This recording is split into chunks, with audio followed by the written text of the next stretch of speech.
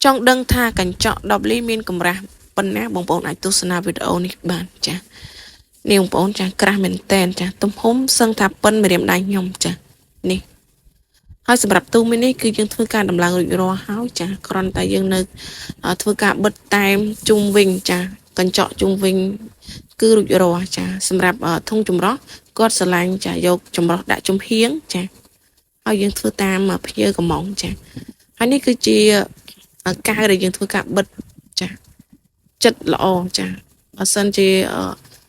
មានបញ្ហាប្រហោងអីតិចតួចគឺទូត្រីនេះគឺអាចជ្រាបបានចាហើយយើងធ្វើការបិទឲ្យចិត្តចាល្អ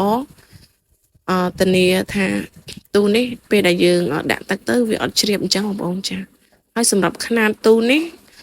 វាមានប្រវែងបណ្ដោយ1.50 ម៉ែត្រជម្រៅ